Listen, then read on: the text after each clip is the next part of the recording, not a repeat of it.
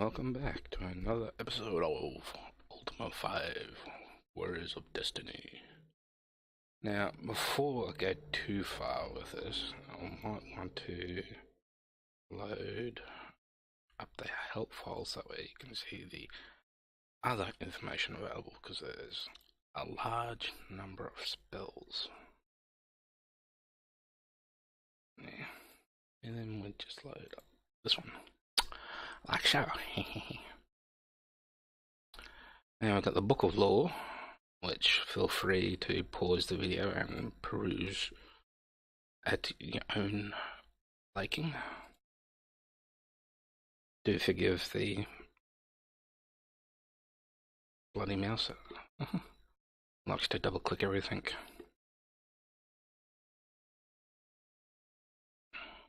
It goes on about the history. It's already gone about to some degree. They call it the age of the Avatar.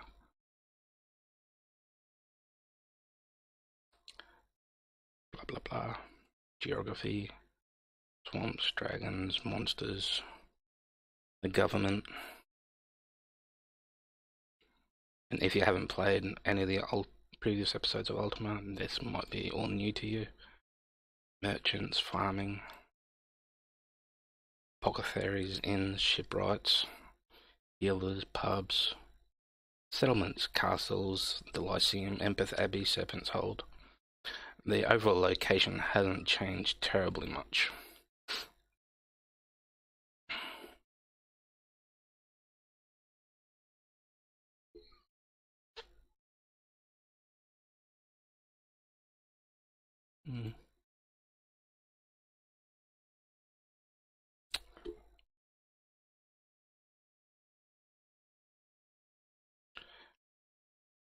The keeps and the lighthouses. Fairly new ones. And you've got the populace, mages, bards, fighters.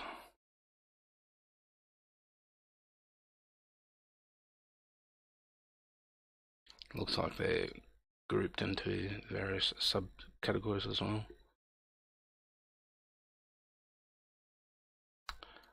Navigations, astronomy, and the language. As you can see down the bottom, you see the runic language that is used in the game, which is roughly based on the old Celtic runes from Britain's era.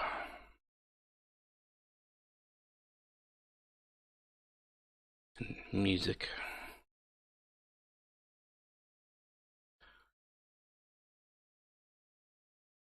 Armaments. All the usual stuff.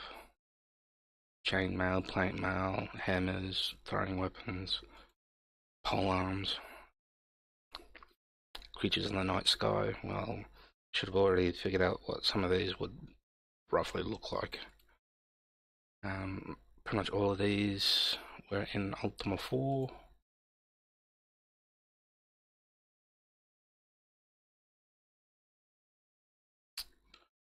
Except for mimics. Mimics were in Ultima 1, I believe. And wisps, sand traps, dragons, sharks, seahorses, squids, the added sharks, sea serpents, beyond the grave, ghosts, skeletons, demons, virtues. It just talks about the shrines and whatnot. The language of magic. And this is the premise of all the magics, more or less, in previous games as well. I would say from Ultima 4 onwards, this became the final version of most of the magic compositions. Earlier than that, it would have changed slightly. But as you can see, there's one syllable for every letter of the alphabet, more or less. and each one has a different meaning, which then gives rise to different combinations of spells. The reagents are more or less the same though.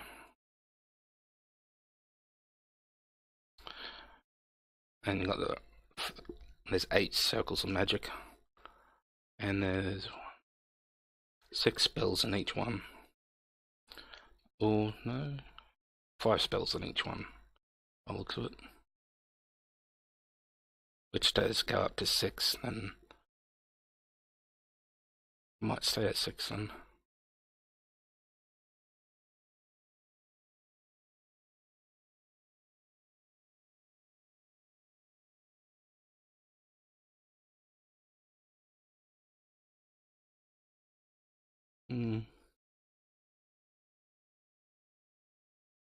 Yeah, some of these won't be in Ultima 6 or 7, which is fairly typical.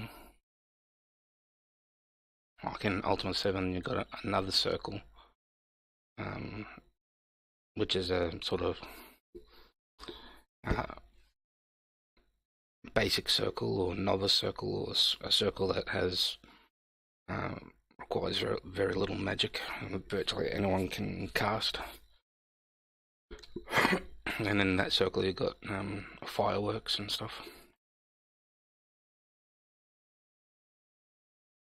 And the ethics that carries on within the game in order to achieve the end, most likely.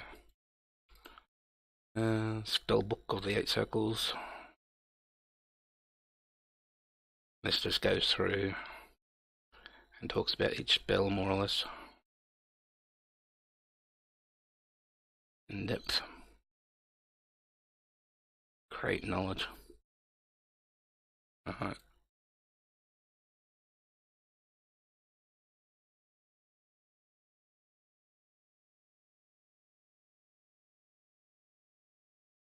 At least down and up are still in here, as well as negate magic and stuff.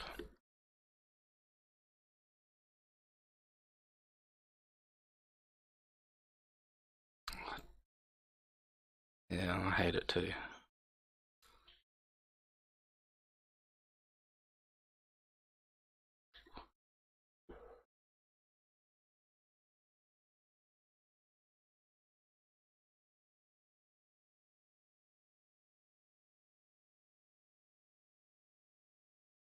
Pretty basic stuff. Lord British's journal. I would go through and read this out loud, but you guys probably gonna have a lot of problems reading any of this anyway.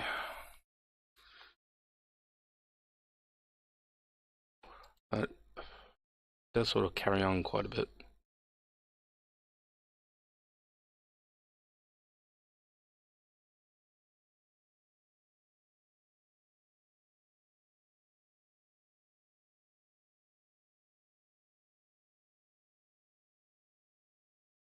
So maybe I might read out day 1 since we've gone past the introductory stage.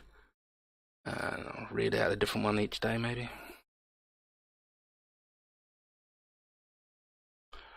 At dawn we set off on our skiff down the River Maelstrom at east of Spiritwood. Before the falls, we paused to remember the brave men who discovered his entrance to the underworld. Then we cast off and repeat their plunge into lightless underground waterway. We land our boat on the western shore of a great lake. The cavern's loose ceilings hang close over us, and the humidity is oppressive. I'll just get rid of that camera. I'm sure you guys don't want to see me anyway. Yeah. Arianas and Gerasi erect a wooden sign commemorating our expedition. The rest of us repair the damage to our skiff inflicted by the subterranean rapids that carry us here. We embark again, following a navigatable stream south after a short distance. Arbitrary branches of the tributary branches off to the east. We continue south. The cavern walls now tower over us and dimly reflecting our torchlight. So we'll probably have to recreate this trip at one point, but that's probably a long way off yet. Because we'll probably have to gather our companions, probably 8 of them again, and get equipment and so forth. The current grows stronger and the crashing sound of tortured water steadily increases. Abruptly, the river turns a sharp bend. The roar grows painfully loud as our skiff careens down the great fall. A storage cask breaks loose and knocks Meridian out of the boat. I think that's supposed to be. During our fall, the skiff lands flooded. Again, I think that's supposed to be, but most miraculously upright. We drag the unconscious Meridian back to the boat, into the boat. I think that's supposed to be onto the boat, and retrieve the cask. He revives as we row west past the southern tributary. Our river slows as we arrive at another fork. We continue north, hugging the water-hewn wall on our right. As the river swings back to the southeast, we hear the sound of approaching waterfalls. Quickly we'll land the boat on the southern shore, and Jurassic sets off to explore a promising passage through the rocks to the southeast. On returning, she reports that the natural slopes downward steeply, but rejoins the river beyond the treacherous falls. We portage our skiff around the falls with little difficulty, and once again on our way. While the day wanes thousands of feet above us, the river empties into a calm lake stretching out beyond our sight into the murky gloom. We row south by southeast, following the shore. A muffled scream have splashed our first omens of danger. We all stare at the stern where moments before the raven-haired knight Shana reminds me of another Shana in Ultima 7. Meridian quickly intones 2 words of magic, and the lake around us explodes in light, blinding us momentarily. We see a hideous ebony creature, twice as large as a skiff, with Shana clutched in one of its slimy tentacles. Already dozens of yards away, it is retreating 10 paces further with every heartbeat. Lord British strides to the stone and stretches his arms toward the receding monstrosity in a voice as clear as crystal, in a tone as urgent as the wind. He speaks 7 words. We do not comprehend their meaning, but we witness their impact. The creature suddenly the squid creature pulls up suddenly. A wrenching noise tears through the dank air. Large wave passes under our boat. The squid creature has been vanquished, probably a kill spell. The light from Meridian spell fades, and new torches are lit to replace those dropped in panic. Shana, dragged from the water, now sleeps at her place upon the boat's stern. Our king rests also deep in meditation of the virtues. We row on. Eventually, at the southern shore of the lake, we follow the western of the two identical-looking streams. We explore several passages along the way, but they all prove to be dead ends. The river turns north, flow on, and perversely turns south. Our first day's journey ends at this juncture. And as you can see, it dribbles on for 5 days. But there's bound to be some useful information in there, other than just directions to follow. Now, this was probably horrendous to try and read.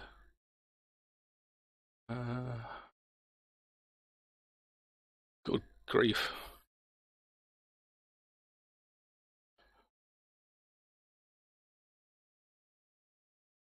Yeah, weird.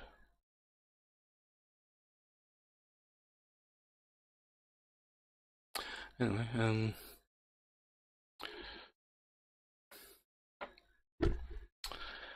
yeah, you guys won't be able to read that terribly well.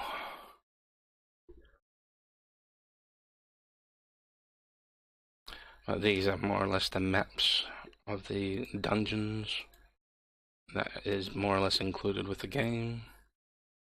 Dungeon Doom must be a new one.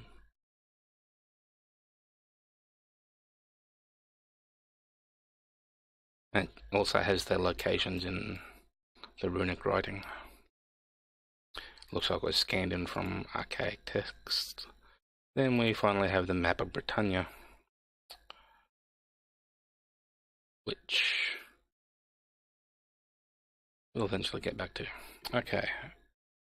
The map that I'm using is more or less the same, just much higher quality. I've got it from one of the online sources, so don't quote me on where it came from. But the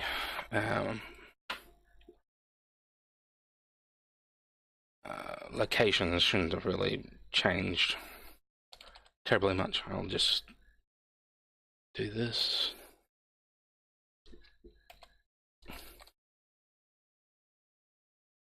Something like that. Okay, and we've got a floating pointer. Just make it a little bit easier to find by adding an outline to it. That's black. Increase the outline to that. And now we've got a little pointer. Okay, Trinsic should be here. Pause should be about here. Lord British Castle and Britain are here. Cove should be here. U should be around here. Empeth Abbey should be here. Monarch is here. Vespa is here. No, it's not actually. Vespa should be here, but it looks like it's moved up to here, perhaps. We got Moonglow here, and Magentia should be here. Here we got Buccaneer's Den. Serpent's Hold is here, which looks like it has changed a little bit. And Jalom is here, and Skara Brae is here. Now, this here is this in Ultima 4. This is where right about here is the Stygian Abyss, and about here is where Hithloth is. And their Shrine of Humility is here, more or less. As for the shrines, we've got one here, one here, just below Gillen, and the shrine for Skara Brae, or spirituality, is actually in the Moon Gate here. Should have another shrine here, I think. Another shrine here. And another shrine here, at least it was here. And here. And I think that's all of it. And you've got dungeons 1 here. Well, that's Despard. Despite, Despite. Deceit, which is a little bit further over here like that. Then you got one in here. Well, you got to enter in through here, then go all the way down, and it's right there. There's a little shrine thingy here, but I don't know what that is exactly. But then we've got another dungeon here. You have to enter here, this area, this bay here, to get to it. Might even be down here, and we've got another one about here. And that's pretty much how it was in Ultima 4 anyway, so there hasn't been a great deal of change. This island here is the Isle of the Avatar. At least that's what it says there. You guys probably can't read it, but that's what it says. I forgot to mention the Lyceum is about here, and Serpent's Hold is there. Where the ship crashed in Ultima 4 is about here. And the Silver Horn was here, more or less. And the Skull Mundane was found here in Ultima 4. This seems to be the island that they pulled up out of the ocean to get to the Codex of Wisdom. So that I'm assuming is Dungeon Doom or Mount Doom. But yeah. I think that's about it for all the updates, more or less. Not sure about this island here, that seems to be fairly new.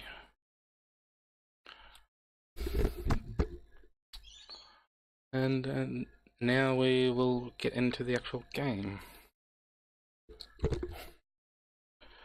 And we'll have to create a new character, because if we journey onwards, the game will crash because there's no save file. And we'll keep it the same as the other times.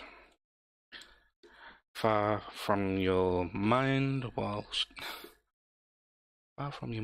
strolling through the nearby woods is the rumor of a gypsy wagon that some claim to have seen.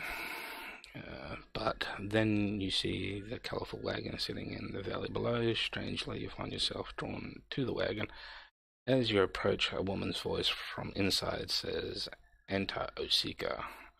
Upon entering, you find an old gypsy sitting in a curtained room. In front of her is a table upon which sits 2 incense bowls. The ancient gypsy smiles as she says, "We have been waiting for you such a long time. But at last you have come. Sit here and I shall read the path of your future." She throws some powder into the bowls that causes a thick blue smoke to boil upwards from them. Staring into the smoke, she says, "Let us begin the casting." Okay, this is Hawkwind, more or less. And thee and thy friends are valiant, but penniless warriors. They will both go out to slay a mighty dragon. Thy friend thinks he slew it. Thee did. When asked, and dost thou truthfully claim the gold, or be allow thy friend the large reward? Well, basically, what we decide here determines our path in the game, or what kind of character we create in the game. Last time we went shepherd. Before that, we went fighter or mage, and probably fighter again, probably. So these the hand and the eye there, they're actually the icons or the symbols of the shrines that are actually marked on the runes. So truth is the one on the left, and not truth, honesty is the one on the left, and I think it's sacrifice is the one that's on the right.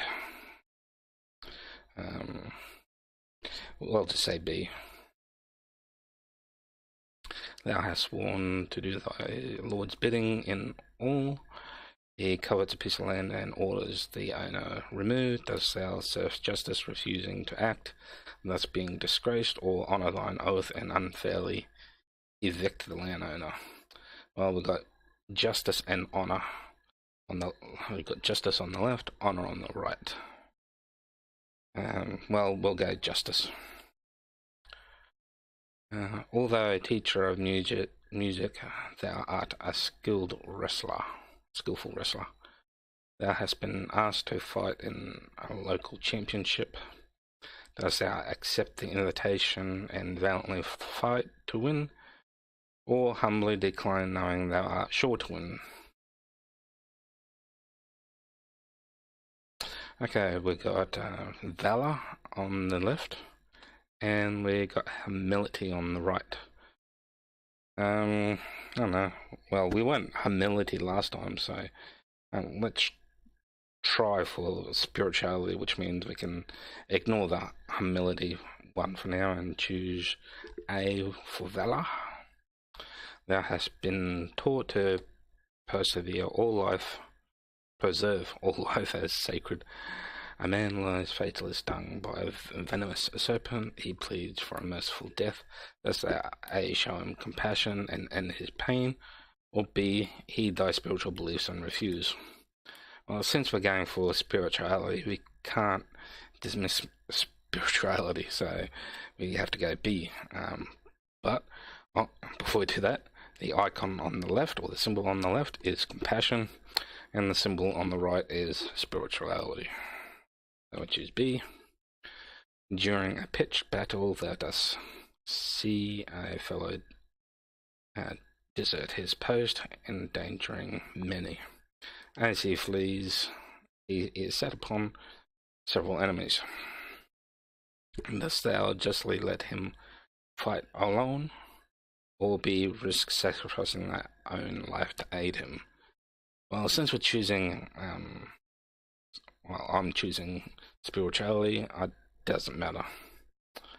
So we'll choose B. A local bully pushes for a fight.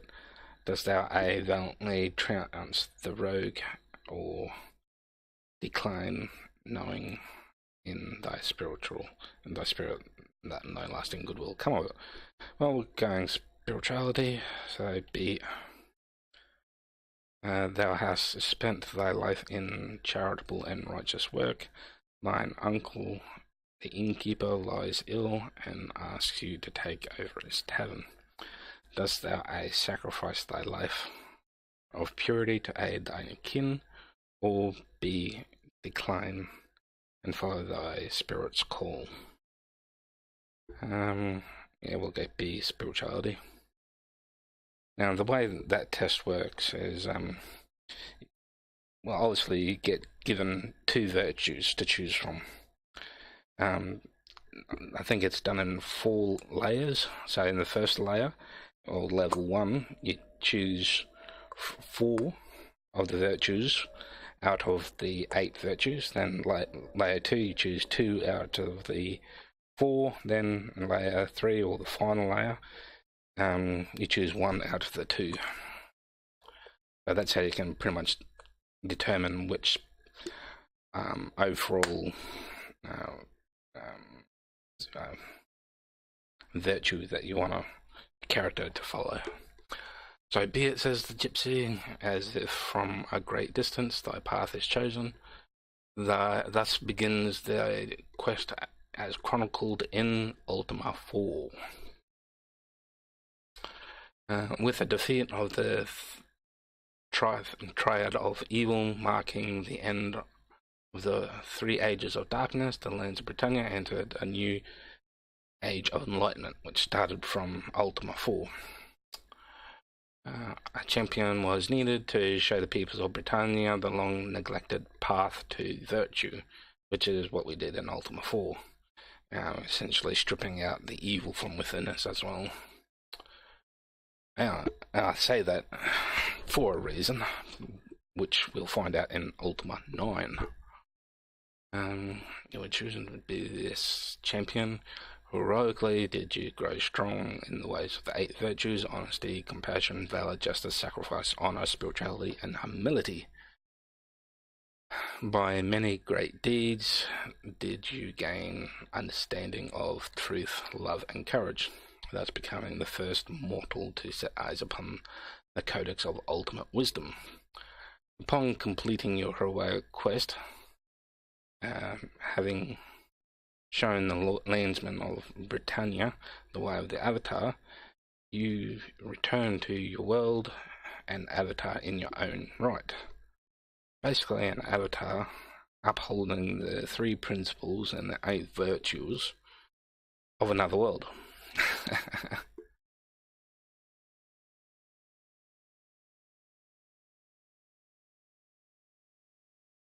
Hello?